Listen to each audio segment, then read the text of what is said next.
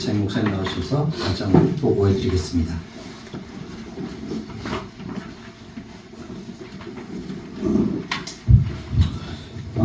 먼저 먼 길을 마다하고 오신 예림 여러분께 감사드립니다. 인사드리겠습니다.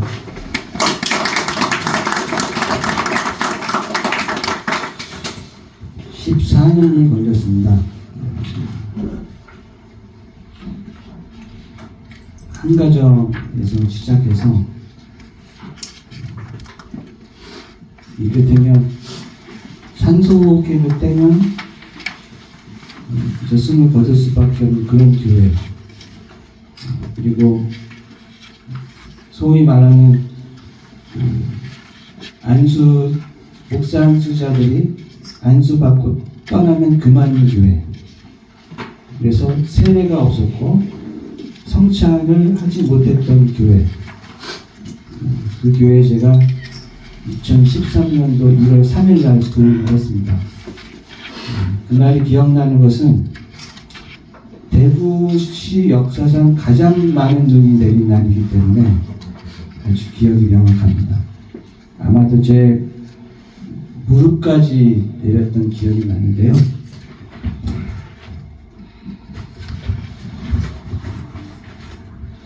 처음에 왔을 때 도망치는 내려왔습니다. 같은 동료 기자에 의해서 난사를 당하고 그 억울함 때문에 재판하고 또 우울증 치료를 받고 또 저희 큰딸아이가 중학교 3학년 때 지적장애라는 이유로 학급에서 집단 폭행을 당하고 아무것도 할 수 없는 그 아버지의 한계를 체감하면서 도망치듯 내려온 것이 광림동이었습니다. 지금까지 우리 동네 예배당이 세워지기까지의 간략한 소개를 좀 지금부터 드리겠습니다. 원래는 제가 다리가 멀쩡하지 않아서요, 여기 앉아서 설교를 하기 때문에 TV가 저 높이에 맞춰져 있습니다. 서 계시기 때문에 화면이 가려지는데요, 여기에서 설명드리는 것을 양해를 부탁드리겠습니다.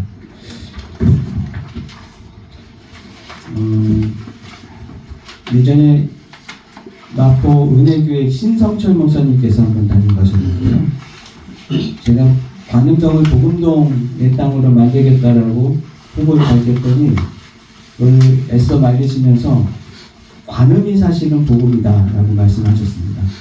관음은 자비요 사랑의 다름 아니다. 그래서 저는 굳이 관음이란 말에 대해서 거절할 필요는 없겠다라는 생각을 갖습니다. 우리 동네 예배당에 제가 부임하기까지 저에게는 개인적인 좀 사정이 있었습니다.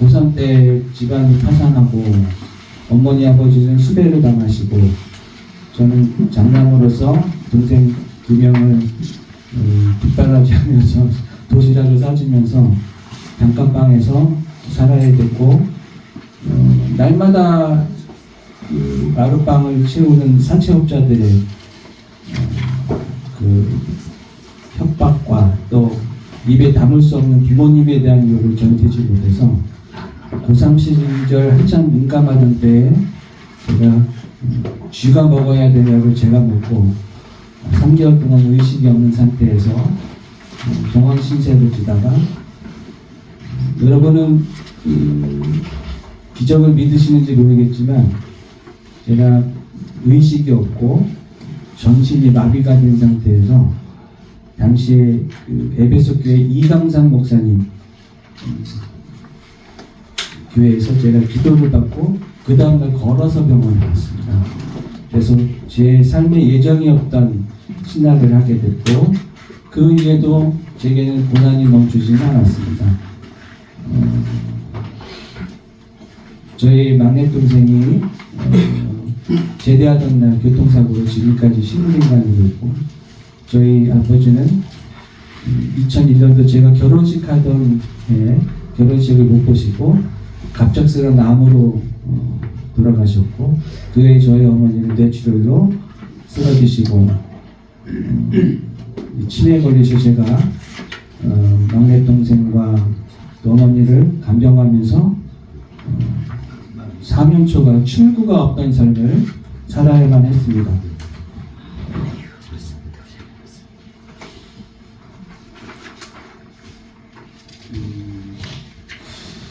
그간 40년 동안 왜라는 의문의 꼬리가 저를 항상 따라다녔습니다. 왜 저에게만 이런 고통을 주셔야 되는지, 왜 제가 이 고통을 감당해야 되는지 저는 알 수가 없었고, 저는 항상 하나님께 질문을 던졌지만 하나님은 단 한 번도 40년 동안 대답하신 적이 없으셨습니다. 늘 침묵이셨습니다.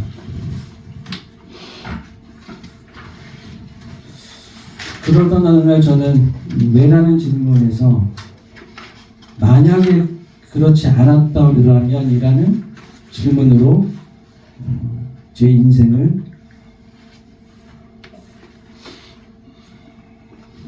여정을 좀 바꾸게 됩니다. 만약에 그날 제가 자살을 시도하지 않았다면, 만약에 동생이 지금 36년째인데 그 간병을 하지 않았다면, 처가의 그 3년 동안의 반대로 저 혼자 결혼식 준비하느라고 결혼식 사진사를 못 불러서요. 저희는 결혼식 사진이 없습니다. 만약 그런 반대가 없었더라면, 또 저희 어머니의 간병을 하는 그런 내 사라진 20대 청춘, 그것에 대한 억울함을 가지지 못했다면, 또 여기 와서 제가 원인을 알 수 없는 병으로 고관절이 썩어 들어가는 병 때문에 2달을 늦어야 했던 그 아픔을 제가 견디지 못했다면,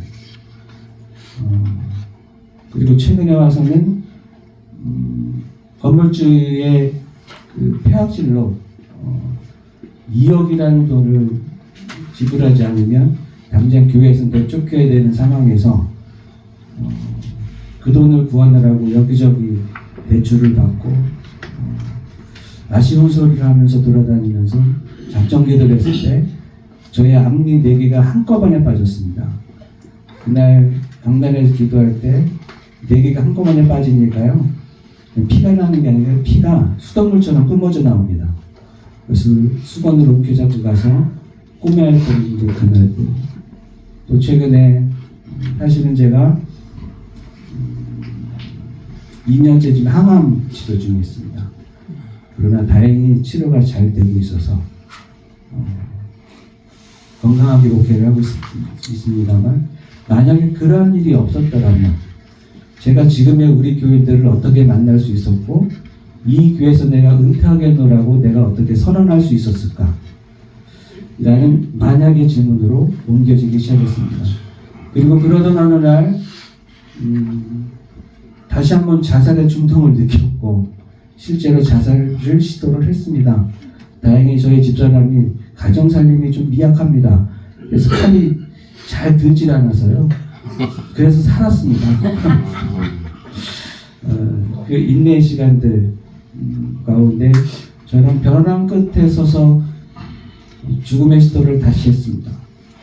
그때 주님이 저를 만나주셨고, 제가 낭떠러지에 떨어졌을 때 제게 있던 양 어깨에 있던 이 무거운 짐들, 제가 감당하지 못했던 무거운 짐들, 또 우리 교회 구성원은 거의 대부분이 장애인분들이 많습니다. 왜 하필이면 꼭 그런 분들만 내가 만나야 되는지 알 수 없던 그 짐들, 가정사의 또 문제, 이 짐들을 짐으로 여기고 뛰어내렸을 때 하나님은 제게 말씀해 주셨습니다. 그건 짐이 아니라 날개라. 기도의 날개라. 네가 기도의 날개를 짐으로 여기니 네가 기도의 날개를 한 번도 사용하지 못했다라고 제게 말씀하셨습니다. 그리고 양떨어지에 제가 떨어져서 제 목숨을 버리던 날 신기하게도 그 날개는 작동하기 시작했습니다. 그것이 오늘날까지 이어져 왔습니다. 저희는 하루도 기도 없이는 살 수 없는 그런 교회입니다. 왜라는 질문 앞에 제게 주신 답을 알았습니다. 너는 처음부터 사랑받고 있던 자라는 거였습니다. 저는 그것을 몰랐습니다. 왜라는 질문 앞에 나를 사랑하신다는 그 음성은 철저하게 가려져 있었기 때문에 그 음성을 들을 수가 없었습니다. 제가 그날 너는 처음부터 사랑받고 있던 자라는 음성을 들었을 때 왜라는 질문에 대하여 그날 답을 얻은 것은 감사함과 담대함이었습니다. 저는 저의 어떠함, 저의 상황과 상관없이 처음부터 사랑받고 있었습니다. 그래서 결심했습니다. 저를 함부로 여기지 않겠다. 사랑하는 것보다 사랑받는 데 익숙하겠다. 그것을 하루를 하기 시작했습니다. 저는 깨달았습니다. 나는 처음부터 강한 자였습니다. 암한 자도 아니고 두 다리를 잃은 사람도 아니고 작은 교회를 목회하는 초라한 사람이 아닙니다. 저는 처음부터 하나님의 사랑을 받고 있던 그런 강한 자였습니다. 그러나 막상 고난의 시작은 만만치 않았습니다. 이 관운동 아까 말씀하셨다시피 불교의 성지입니다. 소위 별칭이 있는데요. 여기는 목회자의 유배지라고 합니다. 오셔서 보시면 아시겠지만 여기 교회가 거의 없습니다. 있다 하더라도 상가교회, 제가 실제로 24년도 통계로 구청에다가 자료를 요청했습니다.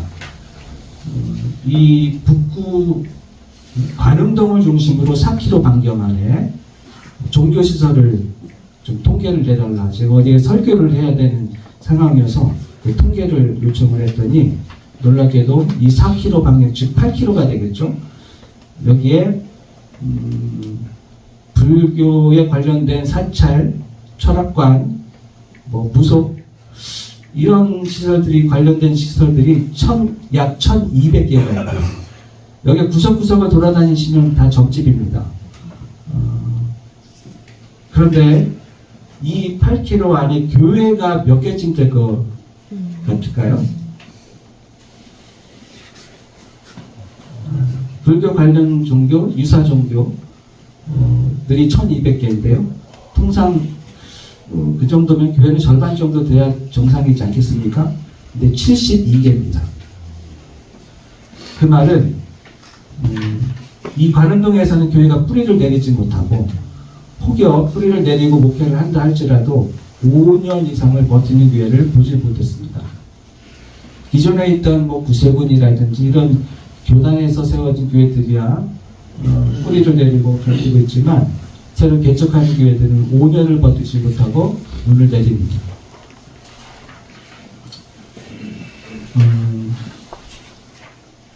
곰곰이 생각을 해봤습니다.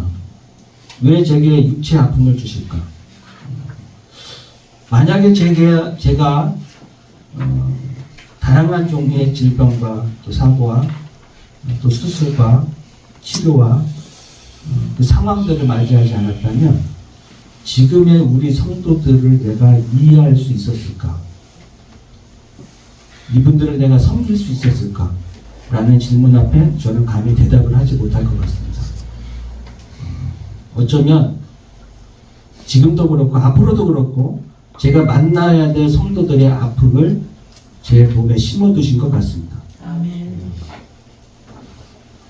저에게는 장애를 가진 성도들로 인해서 그 이후로 13년 동안, 지금 14년이 되겠는데요. 14년 동안 12번을 이사를 해야 됐습니다. 저희 초반에 교회 별명이 있는데요. 별명이 동물원 교회입니다. 왜 그러냐면 발음이 잘 안 돼요. 기도할 때 통성 기도하다 보면. 그래서 그 기도하는 소리가 동물 우는 소리 같다고 그래서 밖에서 들을 때 동물원 같다고 해서 동물원 교회로 알려져 있습니다.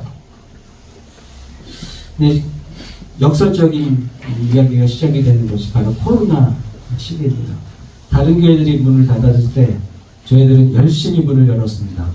열심히 밥 먹고 열심히 기도하고 열심히 오후 예배까지 드렸습니다. 그랬더니 이 시기에 예배당을 찾지 않으면 안 되는 간절한 마음을 가진 장애를 가진 가정들이 이때 모이기 시작을 했고 믿음과 함께 힘을 모아서 교회를 세우시기 시작했습니다. 저희 교회들은 교인들입니다. 몽타주가 좀 만만치 않죠?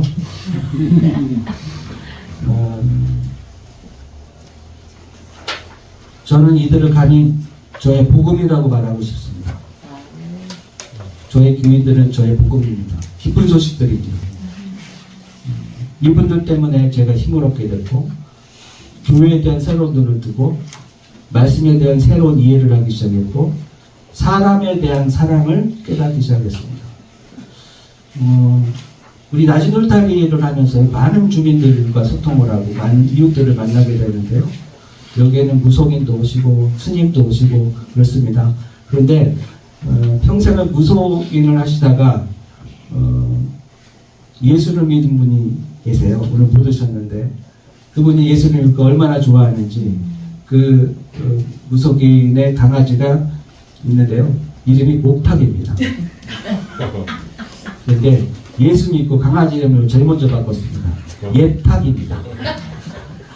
그럴 정도로 저희 낮은 울타리에는 많은 에피소드가 있습니다.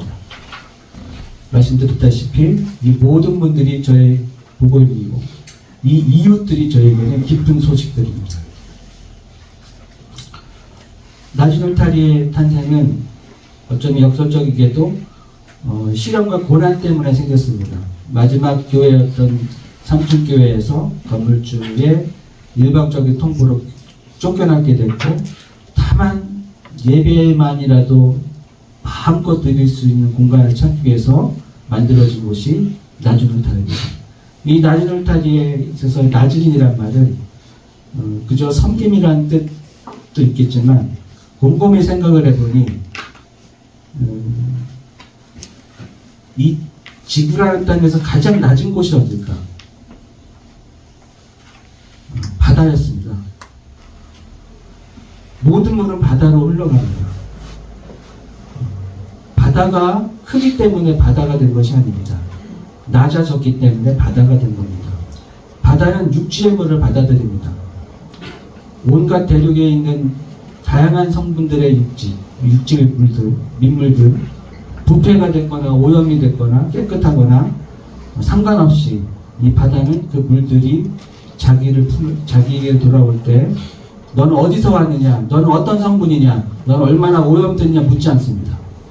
그저 품어주고 받아주기 때문에 육지의 물은 바다에 들어왔을 때 바다로 변합니다. 같은 성분이 됩니다. 그러한 의미에서 우리가 낮은 울타리가 되어야 되겠다. 그러한 면에서 또한 교회가 회개하는 마음으로 스스로 높였던 당을 낮춰서 많은 이웃들이 남녀노소 누구나 할 것 없이 자기의 방처럼 여기로 들어올 수 있는 공간으로 낮은 울타리가 시작이 됐습니다. 그리고 지역 명소가 되기 시작된 것은 여기 뒤에도 계시지만 우리 김상선 부의원님 오셨는데요. 많은 도움을 주십니다. 제가 또 존경하는 분이고 저는 별로 정치인에 대해서 거리를 두는데요. 저분은 이 지역의 엄마입니다. 몸으로 뛰고 이런 분들이 방문해 주시고 또 사연을 들을 이웃들이 찾아오면서 전마다의 사연을 가지고 낮은 울타리에 모이면서 지역의 명소가 됐습니다. 초반기에 저희 교회의 사진입니다. 13년 전에 한 가정으로 시작을 했습니다. 그러는 사이 다양한 사연을 가진 성도들이 이제 낮은 울타리의 식구가 되었고 지금까지 이르게 되었습니다. 지금은 활기가 넘치고 또 목회자와 성도가 눈높이를 맞추고 또 이웃과 교회가 경계가 사라지는 그런 교회를 꿈꾸고 있습니다.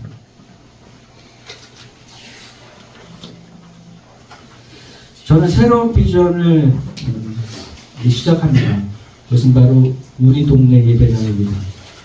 우리 예배 동네당에 대한 간략한 설명은 다음과 같습니다. 보통 공유교회라는 단어를 쓰는데요. 공유교회 기존의 개념은 공간을 함께 사용하는 개념입니다. 그런데 저희 관음동은요, 좀 교회가 매우 어려운 교회들이 많이 있습니다. 그래서 생각을 했습니다. 목회에 대한 열정은 있으나 성도가 없는 교회. 이 지역을 사랑하고 기도를 열심히 하지만 가족만 모여서 예배를 드리는 교회. 그들과 함께 공간뿐만 아니라 성도를 공유하자 라는 개념입니다. 좀 무모한 도전일 수 있겠습니다만 여기에서 나타날 수 있는 다양한 리스크는 보완을 해서 규칙을 만들었습니다. 그래서 선화교회가 함께 성도를 공유하면서 목회를 하는데 셋방살이 하듯이 예배 공유하는 것이 아니라 2, 3년 정도 함께 규칙을 만들어서 여기에 새로 들어온 신자들을 그 교회 신자가 등록을 시켜줘서 어느 정도 그 교회들이 10명 정도 성도를 등록시켜서 자립할 수 있도록 돕기 위한 이를테면 인큐베이팅 역할 같은 역할을 하는 것이 바로 우리 동네 예배당입니다. 그래서 현재 한 9교회 정도 지금 대화가 되고 있고요. 가급적이면 이 동네에 있는 교파를 초월해서 목회 열정을 가지고 있는 목회자들과 함께 하고자 합니다. 여러분, 작은 교회들을 응원해 주십시오. 저는 작은 교회라 말하고 싶지 않습니다. 골목골목을 지키는 골목교회라고 얘기하고 싶습니다. 자료를 보면 우리나라의 70%가 골목교회입니다. 그러고 보면 우리 인체를 비교했을 때 골목교회들은 그저 작은 교회가 아니라 어쩌면 이 땅의 모세의 혈관일 수도 있습니다. 이 교회들이 살아나야 됩니다. 우리 동네 예배당을 통해서 그 상생 역할을 시작하려고 합니다. 저는 등산가에 대한 이야기를 잠깐 드리고 마치겠습니다. 등산가는 그 목적이 산을 정복하는 데 있습니다. 그러나 산을 정복하는 데 있어서 많은 장비들이 필요하겠죠. 옷도 그렇고 식량도 그렇고 그리고 가장 중요한 베이스 캠프, 소위 말하는 텐트, 그렇죠. 그 높은 산을 정복하기 위해서 텐트가 필요합니다. 그러나 그 텐트가 좋다고 해서, 그 텐트가 안락하다고 해서 나는 여기 머물러야지가 목적이 된다면 등산가의 정체성을 잃어버릴 것입니다. 그런데 만약에 이 등산가가 텐트가 더 안락하고 더 편하고 여기에 누리는 것이 좋아서 텐트를 더 확장하는 데만 목적을 둔다면 이 등산가는 등산가라 할 수 없습니다. 등산가는 아무리 그 텐트가 안락하고 편안하고 크다 할지라도 그걸 버릴 수 있어야 합니다.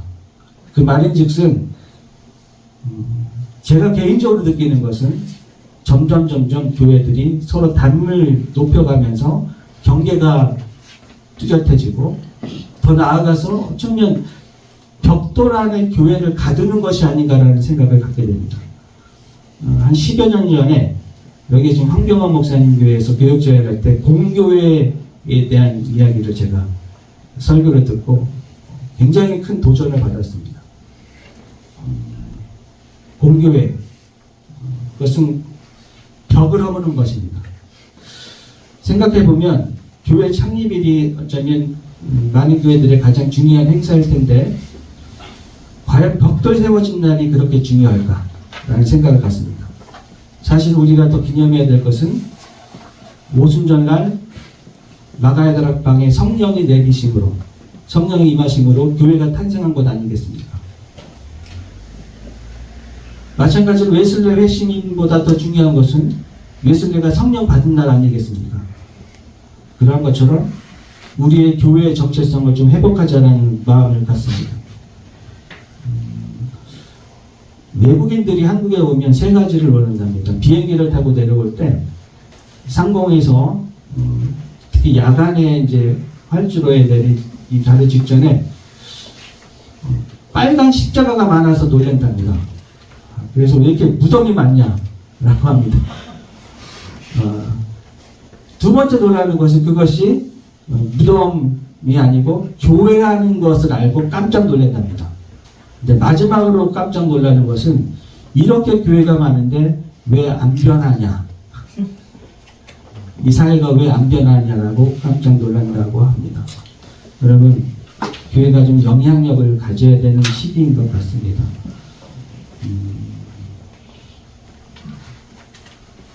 저는 그래서 부딪히기로 했습니다. 여러분, 바람은 사실 소리가 없습니다. 바람 자체는 소리가 없습니다.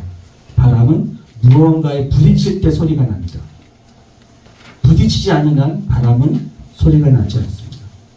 우리가 성령의 바람을 일으키기 위해서 노무할지라도 이 도전에 부딪히려고 합니다. 여러분 많이 응원해 주시고 기억해 주시고 생각날 때마다 저희 교회에서 기도해 주시기를 간절히 부탁드립니다. 감사합니다.